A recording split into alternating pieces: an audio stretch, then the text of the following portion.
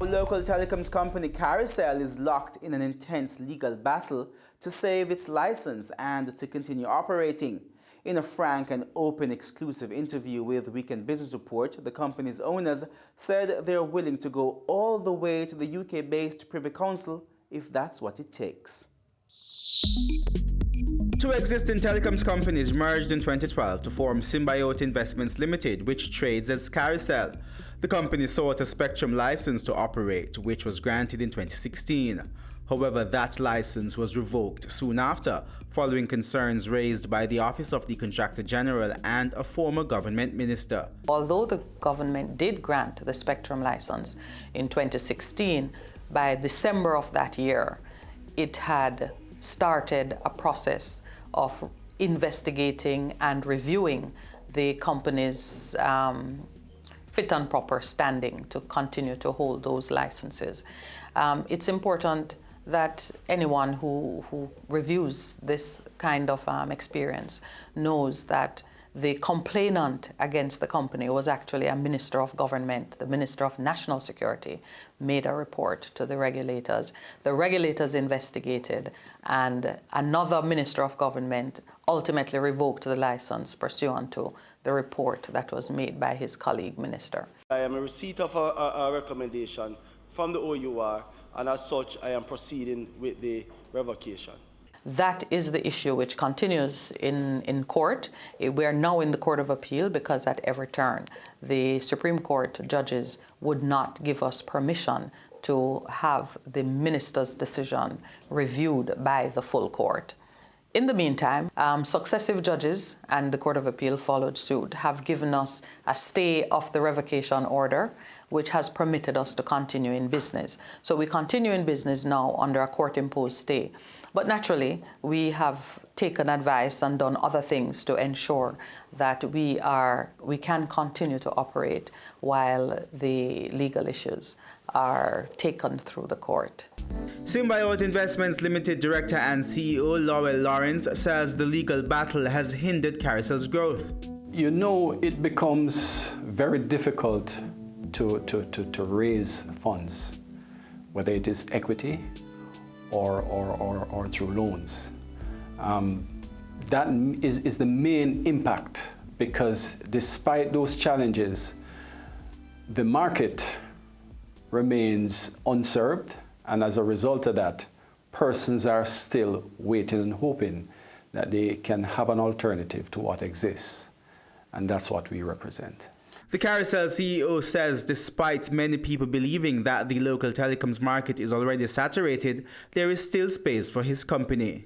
The fact that you have telephone service or any kind of service from the incumbents doesn't necessarily mean that all your needs are served. So when we came into the market, it wasn't about trying to win customers from the incumbents. It was about looking to see what exists within the market and see what areas are underserved or certainly needs improvement in terms of service delivery. So we came into the market expecting that our prospective customers would have already have service, but then we intended to add to what they have, add value to what they have. And if it means that in doing so, they would migrate to whatever we are offering, then so be it. But we were quite happy to share those customers in terms of our service delivery. Laurel Lawrence is arguing that the problems Caricel face are largely due to unfair competition. The biggest challenge we have is regulatory, and in addition to that is to attract funding locally. The problems we're having right now is directly related to competition. It's not about any illegality as it relates to persons associated with the company. It's not about any adverse trace.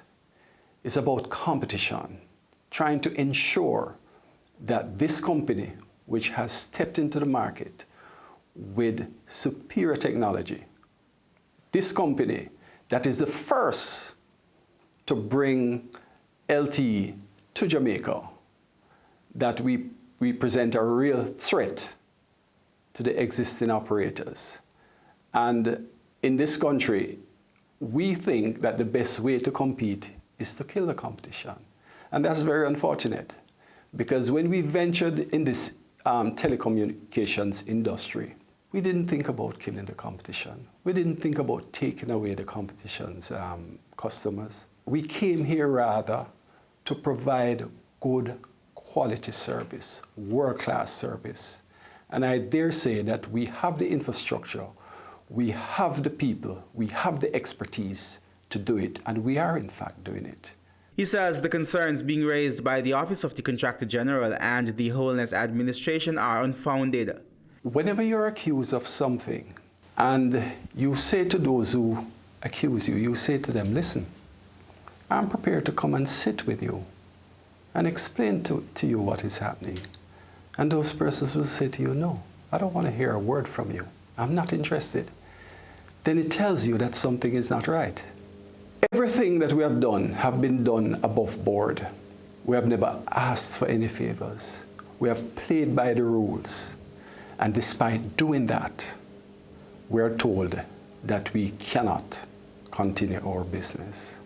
He says Caricel sought audience with the authorities before the court case began, but those efforts were thwarted. We were told that we cannot be the face of this company.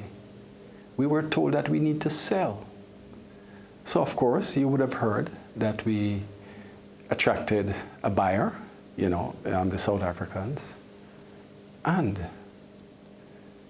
our license was revoked the very day the gentleman came to visit. Before coming here, they asked for audience with the OUR, they asked for audience with the minister, because you want to meet these people if you're going to be a part of the market and so on. They refused to meet.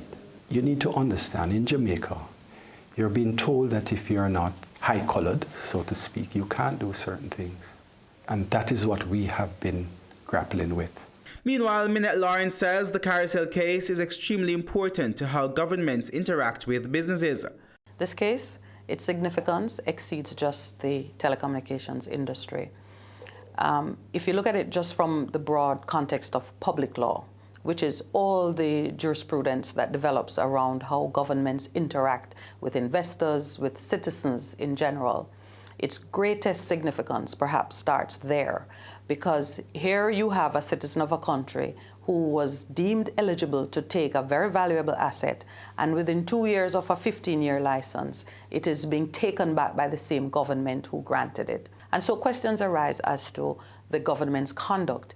Were they right to have granted the license in the first place? What are the expectations that they create? Every investor looks for certainty in the market that they're seeking to step into.